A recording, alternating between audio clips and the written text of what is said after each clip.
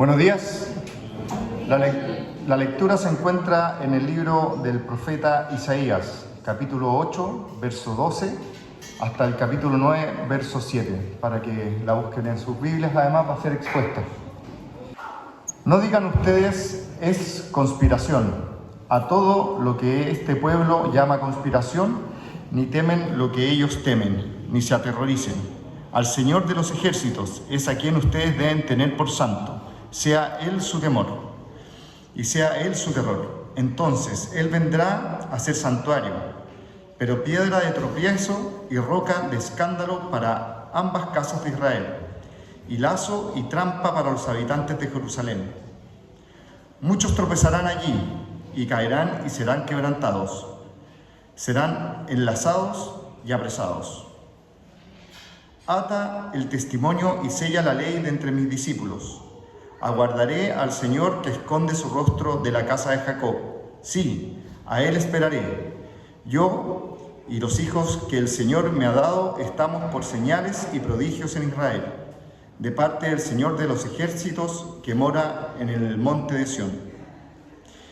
Y cuando les digan, consulten a los adivinos y a los espiritistas que susurran y murmuran, digan, ¿no debe un pueblo consultar a su Dios? ¿Acaso consultarán a los muertos por los vivos? A la ley y al testimonio, si ellos no hablan conforme a esta palabra, es porque no hay para ellos amanecer, y pasarán por la tierra oprimidos y hambrientos. Y sucederá que cuando tengan hambre, se enojarán y maldecirán a su rey y a su Dios, volviendo el rostro hacia arriba. Después mirarán hacia la tierra y verán tribulaciones y tinieblas, lo sombrío de las angustias, y serán lanzados a la oscuridad. Pero no habrá más melancolía para el que estaba en angustia, como en tiempos pasados. Él trató con desprecio a la tierra de Zabulón y a la tierra de Naftalí, pero después la hará gloriosa por el camino del mar al otro lado del Jordán, Galilea de los gentiles. El pueblo que andaba en tinieblas ha visto gran luz. A los que habitan en la tierra de sombra de muerte, la luz ha resplandecido sobre ellos. Multiplicaste la nación, aumentaste su alegría. Se alegrarán en tu presencia, como en la alegría de la cosecha. Cómo se regocijan los hombres cuando se reparten el botín. Porque tú quebrantarás el yugo de su carga, el básculo de sus hombros, y la vara de su opresor como la batalla de Medián. Porque toda bota que calza el guerrero en el fragor de la batalla y el manto revolcado en sangre serán para quemar combustible para el fuego.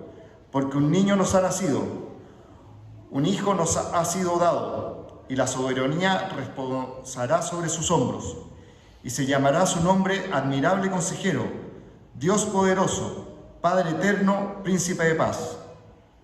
El aumento de su soberanía y de la paz no tendrá fin sobre el trono de David y sobre su reino, para afianzarlo y sostenerlo con derecho y la justicia desde entonces y para siempre. El celo del Señor de los ejércitos hará esto. Hermanos, esto es palabra de Dios. Señor, háblanos esta mañana. Más bien continúa hablándonos, así como ya lo has hecho en el momento en que hemos leído tu palabra. Ahora permítenos escuchar tu voz mediante este sermón. Dirígenos a todos en esto. Amén. ¿Tienes miedo? ¿Te aterra el futuro? ¿O sientes que te falta la paz? Quizás tú temes perder tu trabajo o no poder sostener a tu familia. Temes la inestabilidad económica que parece estar siempre al acecho. Temes por el rumbo que tomará el país con el siguiente presidente o los cambios que traerán las nuevas ideologías. Temes las consecuencias del calentamiento global o el avance descontrolado de la inteligencia artificial. Temes por una nueva pandemia, una guerra que se extienda o una crisis mundial que nadie pueda detener. Temes a la enfermedad o a la escasez o simplemente al sufrimiento que no puedes evitar. Quizás te sientes aplastado por la incertidumbre de no saber qué va a pasar con tu vida, o qué va a pasar con tu salud o con tus seres queridos. No saber qué decisión tomar frente a un cambio importante. Quizás tienes miedo a equivocarte y arrastrar a otros contigo. Quizás has perdido la paz por la violencia en las calles, por la inseguridad o por el daño que otros podrían causarte. Sufres por los conflictos con otras personas. Tienes discusiones en casa que parecen que nunca se van a resolver. Roces con tus compañeros de trabajo, con tus vecinos, con tu jefe o con personas en la calle. Miedo, incertidumbre y ausencia de paz. Esas son sombras que se han vuelto propias de nuestra generación. Tiempos que parecen más oscuros cada día, donde la angustia se respira en el aire y donde se repite una frase: todo se pondrá peor. Así también se sentía el pueblo de Judá en los días del profeta Isaías. Ellos vivían bajo el juicio de Dios a causa de su pecado, porque se habían olvidado de su Señor. Habían adoptado las costumbres de las naciones vecinas y se habían inclinado ante sus ídolos. En lugar de confiar en Dios, buscaron seguridad en alianzas políticas, poniendo su esperanza en reyes extranjeros. Por eso el Señor permitió que estuvieran rodeados de enemigos, que fueran confundidos por sus líderes y cegados por la incredulidad de sus corazones. Ellos estaban viviendo el juicio de Dios, vivían en tinieblas, en una oscuridad profunda, llenos de miedo por lo que podría ocurrir y aplastados por la ansiedad de estar perdidos sin Dios. Es en ese contexto que el Señor instruye a Isaías diciéndole, verso 12, no digan ustedes es conspiración a todo lo que este pueblo llama conspiración, ni teman lo que ellos temen, ni se aterroricen. En los días de Isaías el pueblo estaba dominado entonces por el miedo. Las potencias del norte, Asiria y Siria, amenazaban con invadir. Imagínense lo que significa eso, que una gran potencia viene a invadir a este pequeño reino. Y Judá más encima se encontraba en medio de una crisis política y espiritual. Ellos miraban las circunstancias y decían, todo se va a derrumbar. ¿No ocurre algo parecido hoy? ¿Que escuchamos eso, todo se va a derrumbar? También nosotros vivimos rodeados de voces que anuncian desastre, que la economía se hunde, que los valores se pierden, que la tecnología nos sobrepasa, que el mundo está fuera de control. Algunos exageran, otros describen bien lo que podría estar pasando. Pero entre la exageración y la realidad, el miedo sigue creciendo. Sin embargo, Dios les dice a Isaías, le dice a su pueblo, no teman lo que ellos temen. No teman lo que ellos temen, porque el verdadero problema no está en las amenazas externas, sino en la relación rota que tienen con el Dios Santo. El peligro más grande no era Asiria, no era la guerra ni la inestabilidad. El peligro más grande era haber dejado de temer, en el buen sentido, dejado de temer al Señor de los ejércitos. Miren el verso 13. A Él debían temer, a Él debían respetar, a Él debían querer honrar.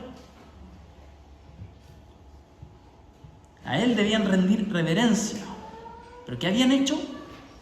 ¿O qué estaban por hacer también? Rebelarse contra Él. Lo habían despreciado.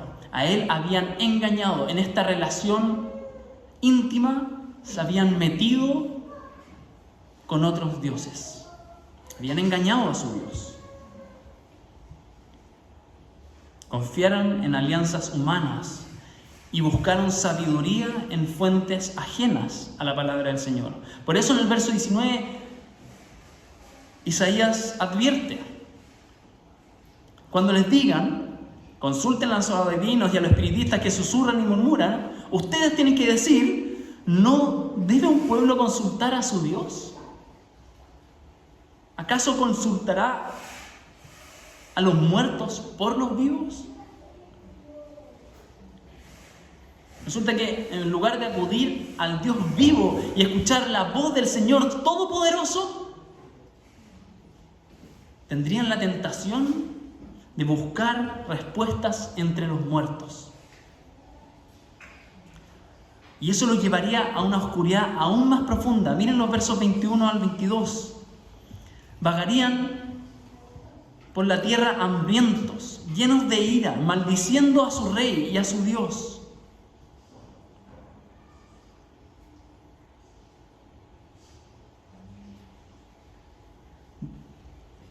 Despreciaron a su Dios, no escucharon su palabra, entonces la consecuencia es oscuridad, estar perdido y empezar a reclamar por todo y echarle la culpa a todos los demás. Mirando hacia el cielo y hacia la tierra, y no verían más que angustia, tinieblas y desesperación. Su idolatría los dejaría sin luz, sin guía, sin esperanza. ¿Les parece conocida la historia? O sea, no solo por lo que podría estar pasando hoy en Chile y en tantos países. Es la misma tragedia de siempre. La misma que se relata desde el principio de la Biblia. Los primeros capítulos de la Biblia. En la introducción aparece este mismo problema. En el jardín, el ser humano también eligió escuchar otra voz. Una voz que hablaba de una conspiración de Dios, como insinuando de que el Creador ocultaba lo bueno. No les quería compartir lo bueno. Adán y Eva buscaron sabiduría fuera de la palabra de Dios. Ese árbol sí que tiene sabiduría. Pero ¿y la sabiduría que Dios te está dando? ¿Que Dios promete seguir dándote? No, esa no. La palabra de Dios no.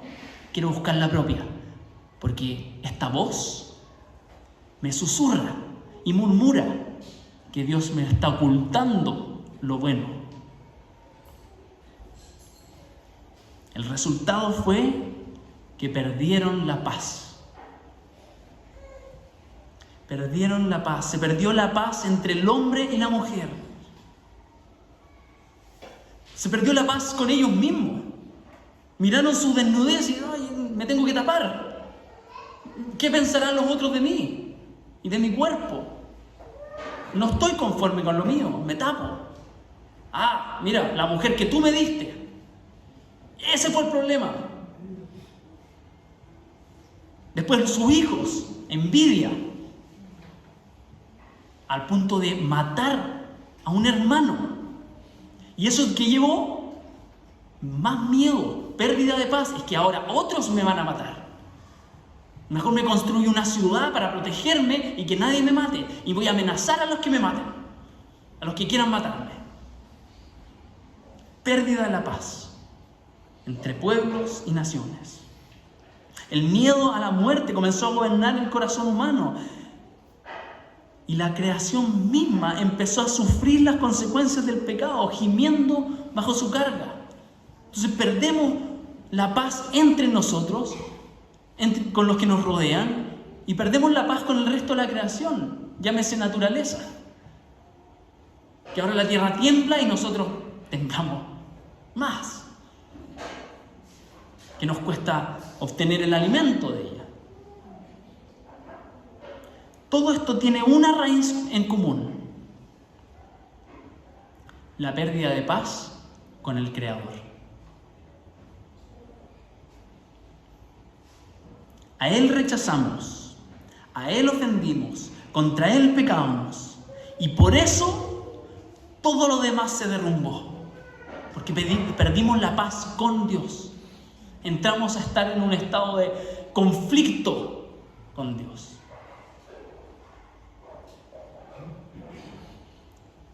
Como en los días de Isaías. El problema mayor no era, ni tampoco hoy, no es la pérdida de la paz entre nosotros, o la incertidumbre, o el miedo a las relaciones con otros seres humanos o con la creación. Son problemas secundarios. Nuestro problema más profundo no es político, ni social, ni emocional. Nuestro problema es con Dios.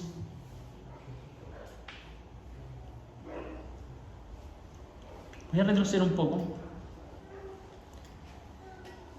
Al Señor de los ejércitos es a quien ustedes deben tener por santo. Sea Él su temor y sea Él su terror.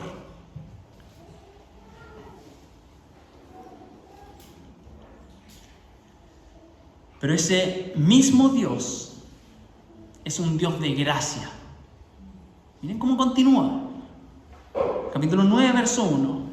Ese Dios traería el fin de la tristeza para los que estaban en angustia. Y traería ese fin de la tristeza ¿a quién? Ni siquiera a los que se portaron bien, sino que a los que primero se portaron mal. A las primeras tribus que lo desecharon y le fueron infieles. Dice a Zabulón y Neftalí, a las tribus de más al norte. Fueron los primeros que olvidaron a su Dios. A ellos, como a los más rebeldes, a ellos saldría Dios al encuentro. Miren el verso 2. Saldría a ellos al encuentro con ellos, trayendo luz en medio de sus tinieblas. A los que estaban acechados por la muerte, les traería vida. A los que sufrían calamidad y opresión, traería, verso 3, prosperidad, alegría y la restauración de su presencia en medio de ellos. Ese es el Dios de gracia, que al que no merecía nada, al peor de todos, Él decide amar y entregar de sobra.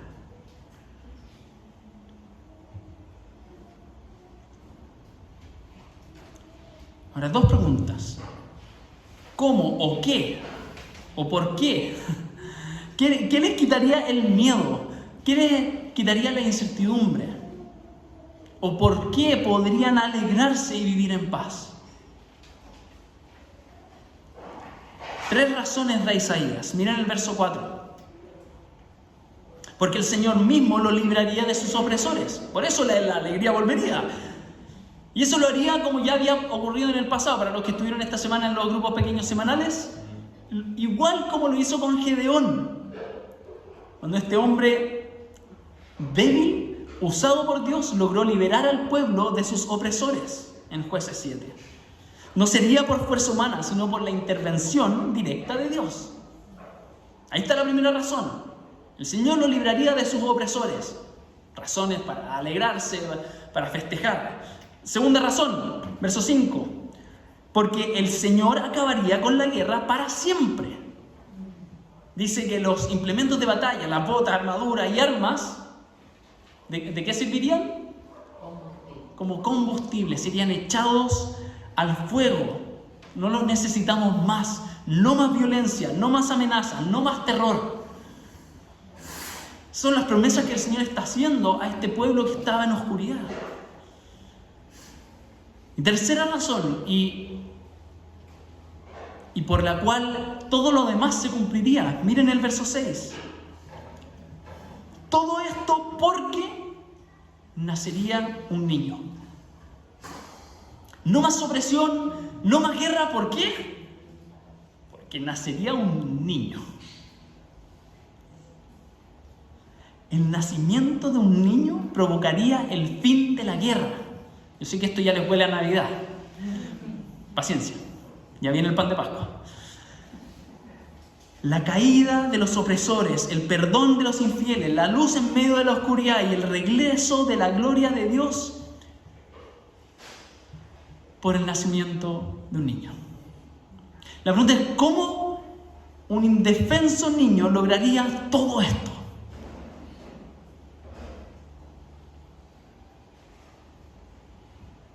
¿Qué dice ahí? Porque la soberanía de Dios, es decir, su autoridad para gobernarlo todo, reposaría sobre sus hombros. Este niño no sería un gobernante más. Sería el Rey Divino, el gran Mesías. Y miren los nombres que se le darían. Admirable Consejero, Dios Poderoso, Padre Eterno, Príncipe de Paz. ¿Se dan cuenta cómo cada uno de esos nombres son la respuesta a los problemas que aquejaban al pueblo de Dios? ¿Y los problemas que nos aquejan a todos? Vamos viendo, miren. El pueblo sufría la incertidumbre y el miedo entre los rumores de conspiraciones y las amenazas del futuro. ¿Reacción o cómo buscaban ellos solucionar esto? Buscando consejo en adivinos y espiritistas. Pero eso solamente los llevaría a más oscuridad. Pero Dios, en su gracia, le daría a este niño llamado Admirable Consejero, cuya sabiduría sobrepasa la humana y cuyo consejo divino traería esa anhelada claridad y dirección. Estaban en tinieblas, no veían, estaban perdidos. Los adivinos no les van a servir de nada. ¿Qué les da el Señor? Admirable Consejero, el consejo divino. Ellos tenían temor a otros imperios que los acechaban. ¿Y eso cómo sería disipado? Por este niño llamado Dios Poderoso, quien encarnaría todo el poder de los ejércitos, del Señor de los ejércitos, el Dios guerrero, ese mismo Dios que los había librado de cuánto otro imperio, de cuánto otro reino. Ese Señor es el que está en ese niño. El Dios poderoso.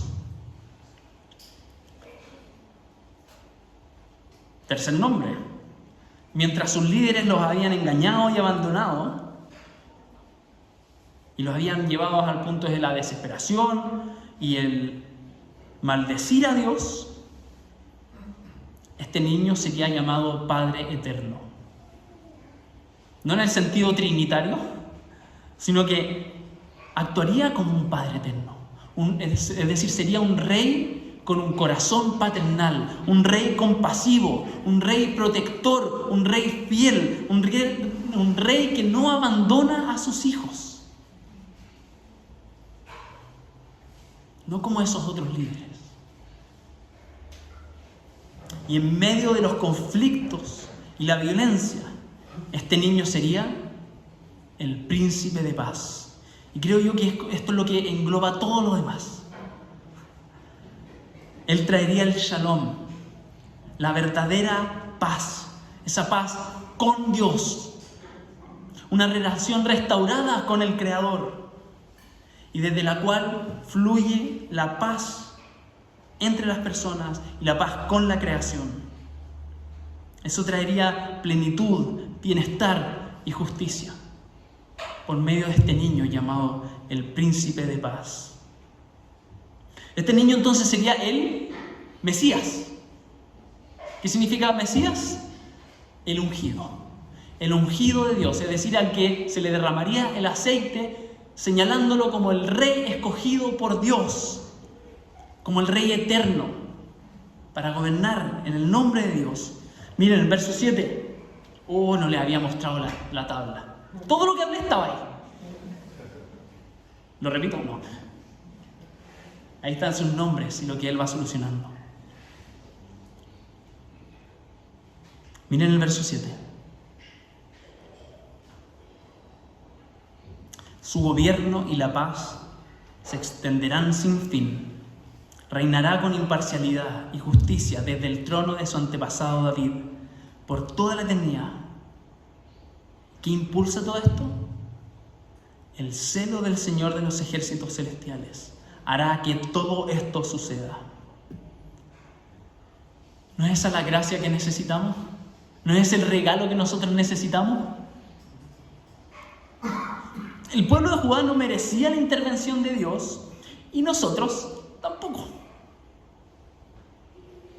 Aún así, Dios se acercó a los que estaban en tinieblas, no por sus méritos. Entonces, hemos dicho, se ha acercado a los que menos lo merecían.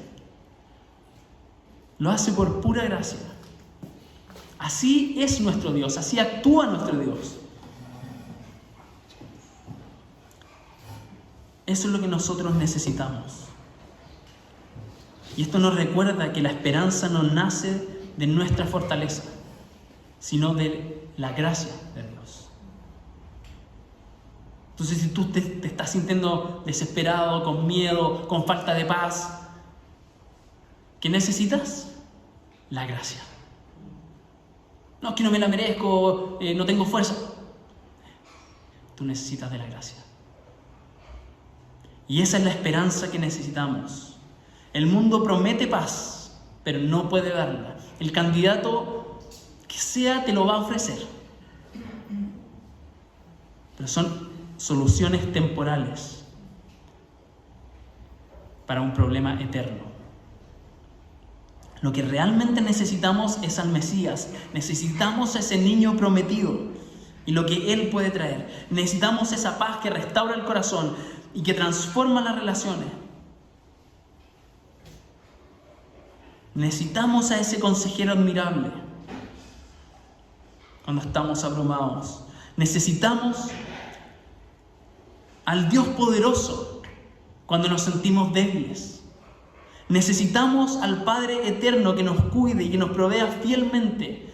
Necesitamos la paz que solo el príncipe de paz podría darnos. Por eso la invitación es: no busques fuera de Él. No busques fuera de Él lo que solo Él puede dar. Ahora, hasta donde yo sé, estas profecías acerca del niño no tuvieron pleno cumplimiento, ni un cumplimiento definitivo en los tiempos de Isaías, sino que tuvieron que pasar 700 años para cumplirse solo con el nacimiento de Jesús. Déjenme explicar un poco esto. Profetas como Isaías solían comunicar la palabra de Dios a su generación. Corregían, animaban, según las circunstancias concretas que estaba viviendo el pueblo. Pero al mismo tiempo, sus palabras miraban más allá de su presente. Apuntaban a un cumplimiento en el futuro cercano. Y finalmente a un cumplimiento en el fin de los tiempos.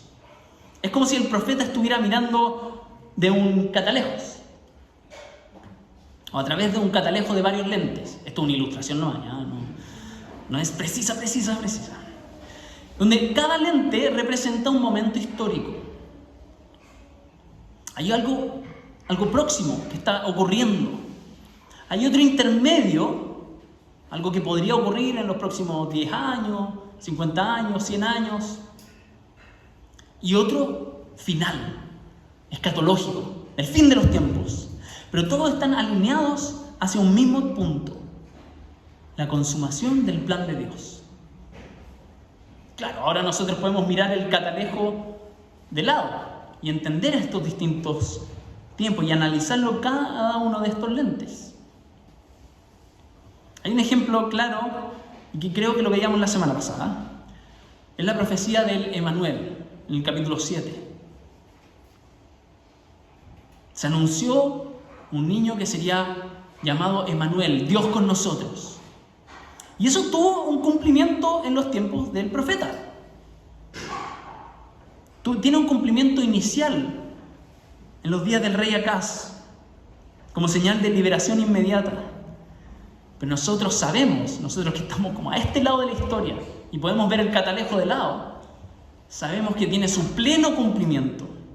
El cumplimiento mesiánico en el nacimiento virginal de Jesús. Él es el verdadero Emmanuel, el Dios con nosotros. Entonces un acontecimiento cercano se convierte en un tipo de anticipación de un mayor cumplimiento en el Mesías. Pero en este caso, lo que hemos estado viendo hoy, aunque Isaías le hablaba al reino de Judá de su tiempo, que tuvo, al reino de Judá de su tiempo, las promesas del niño y de esta luz que resplandece en medio de las tinieblas solo se cumplen definitivamente en Jesús el Cristo. Él es el que trae salvación, paz y reconciliación. Por 700 años uno diría, esta profecía no se cumplió. 700 años. Harta paciencia. Pero de repente, todo se empieza a cumplir. Todo.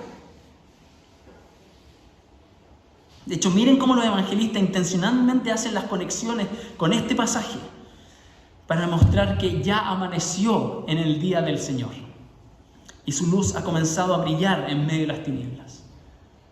Los evangelistas, al escribir los evangelios, no lo hacen al azar. Destacan esas cosas que veían como cumplimiento en el profeta Isaías. Aquí algunos ejemplos, y perdón si me voy a extender un poco más en este sermón, ¿ya? Isaías, versos 1 y 2, dice: Galilea de los gentiles, el pueblo que estaba en tinieblas vio gran luz. Mateo, en el capítulo 4, dice que Jesús, después de que murió Juan el Bautista, regresó a Galilea. ¿A dónde regresó? A Galilea, a la tierra de los gentiles. Entonces comenzó su viaje, partió de Nazaret y se fue a vivir, ¿dónde? A la región de Zabulón y Neftalí, bien al norte, a las mismas tribus que habían sido mencionadas en Isaías. El evangelista, para que no quede duda, dice, hizo eso para cumplir lo dicho por el profeta Isaías. Cumplimiento de las profecías. Lucas dice, o relata lo que Zacarías, el sumo sacerdote, dice cuando ve lo que dice Zacarías, dice: por la entrañable misericordia de nuestro Dios nos visitará ¿quién? El sol naciente, para dar luz a los que habitaban en tiniebla y sombra de muerte. Cuando yo leo eso digo, esto está... Isaías, aquí se viene el Mesías. En el verso 3 de Isaías 9 dice: multiplicaste la nación, aumentaste su alegría, va a haber prosperidad y alegría. Y Lucas dice, ¿saben cómo anunciaron los ángeles al niño nacido? Ahí está. Os ha nacido hoy un Salvador, que será gozo para todo el pueblo. Alegría, se viene la alegría, porque ha nacido el niño. Miren lo que dice el verso 5 de Isaías: porque toda bota del guerrero será quemada. ¿Cuál era el cántico celestial? Gloria a Dios en las alturas y en la tierra paz. Buena voluntad para con los hombres. Fin de la guerra, paz en la tierra. El verso 6, cuando vemos los nombres, el verso 6 dice, y este es obvio, ¿cierto? Un niño nos ha nacido, un hijo nos ha sido dado. Y uno abre los evangelios, Mateo, Lucas, y lo primero que ve nació un niño. O cuando dice, la soberanía reposará sobre sus hombros. El anuncio del ángel Gabriel dice, el Señor Dios le dará el trono de David su padre, y su reino no tendrá fin. Así fue anunciado este niño Jesús a su madre y a su padre. También Isaías nos decía que sería llamado admirable consejero. Y cuando vemos a Jesús en su ministerio, cuando Él enseñaba, Mateo 7, Por ejemplo, cuando Jesús terminó estas palabras, cuando terminó el Sermón del Monte, las multitudes se admiraban de su enseñanza, se admiraban de su sabiduría. Es como si estuviera predicando toda la Biblia en un solo sermón. O cuando era niño, después de que se le perdió a sus papás, lo encontraron en el templo, sentado en medio de los maestros, escuchándolos. Sabiduría, no es solo hablar, es escuchar. También hacía preguntas. Y cuando hablaba, todos los que le oían estaban asombrados de su entendimiento y de sus respuestas. Él era el admirable consejero que desde niño se estaba preparando. Isaías nos decía que era el Dios poderoso, que sería el Dios poderoso. Él, terminando su ministerio en la tierra, dice: toda autoridad me ha sido dada en el cielo y en la tierra. Soy el Dios poderoso. Y Lucas relata cuando le es anunciado a María que el Espíritu Santo vendría sobre ella. El santo ser que nacerá será llamado Hijo de Dios. Él será el Dios poderoso. De esta forma, Jesús es el cumplimiento definitivo de las profecías. Y por tanto, Él es la esperanza de paz también para nosotros. Tal como lo anunciaba Isaías. Estas son buenas noticias para los gentiles, para nosotros, para la mayoría de nosotros. Jesús es nuestra esperanza presente y futura.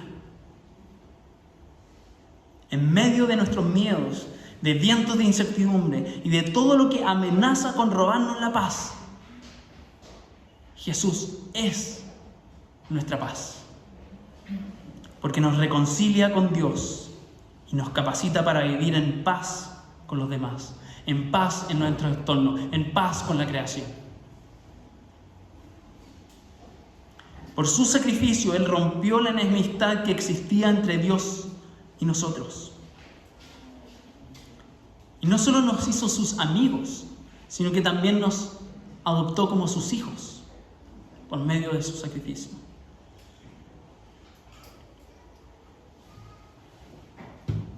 Él vino a este mundo para traer luz en medio de las tinieblas, para quitar el pecado y otorgar perdón, para dar verdadera paz con Dios.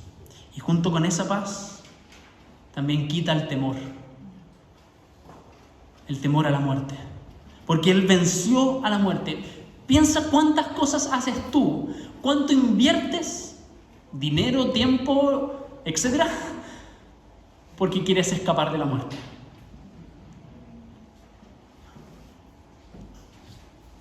Un mejor auto con buenos airbags, porque no quieres morir.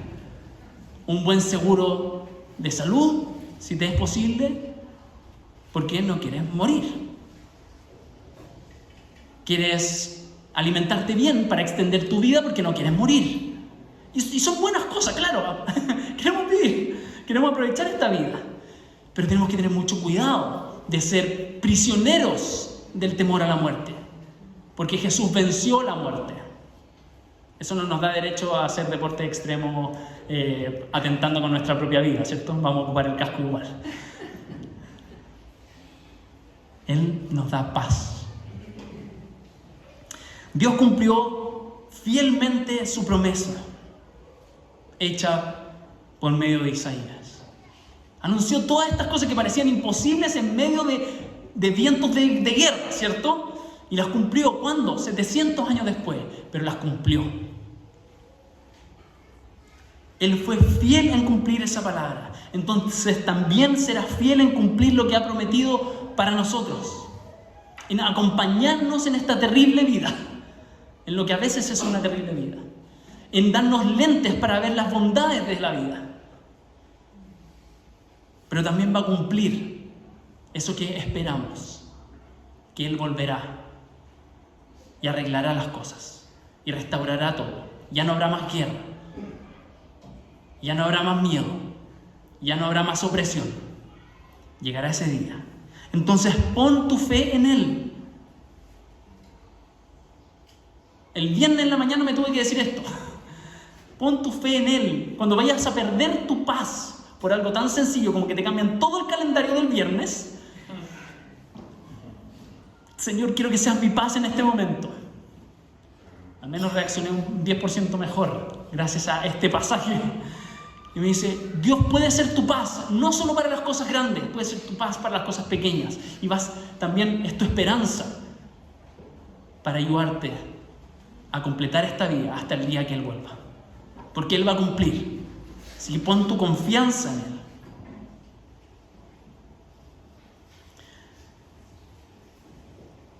Vas a tener paz con Dios si pones tu confianza en Jesús. Y esto no es solo un alivio emocional, tampoco es una ausencia de problemas, sino que es primero reconciliarse con el Creador. Y desde esa paz, de una buena relación con Dios, no por lo que nosotros hayamos hecho, sino por lo que Él hizo, es que podemos empezar a tener paz con otros y con nuestro entorno. Entonces podemos pedirle hoy, trae tus miedos, esos miedos de que se te vinieron a la mente al principio del sermón, o ahora. Trae tus miedos, trae tus conflictos, trae tus ansiedades y ponlas delante de Él. El mismo Jesús que nació en medio de la oscuridad, Él escucha tus clamores. Él puede darte paz en medio del caos, esperanza en medio del miedo y puede darte claridad en medio de la confusión. Y aunque todavía esperamos el día en que su reino será consumado y llevado a plenitud, su paz puede comenzar a gobernar tu corazón hoy. Oremos. Padre bueno, gracias por mostrarnos esta esperanza en medio de la oscuridad, en medio de amenazas de que todo se pondrá peor.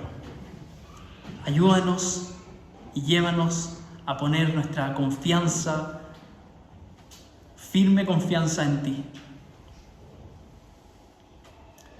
y en tus promesas y en tu Hijo Jesucristo, que es nuestra paz. Gracias te damos por Él.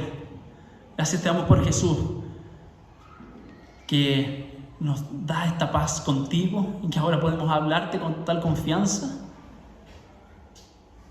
Y gracias porque su paz viene también por quitarnos el miedo a la muerte.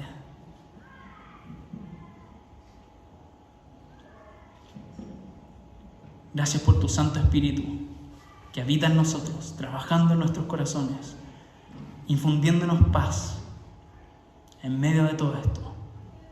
Señor, por favor, repítenos este pasaje durante el resto de la semana. Llévanos a volver a leerlo para que sigamos siendo alimentados de esta esperanza que encontramos en Jesús, el Mesías. En su nombre oramos. Amén.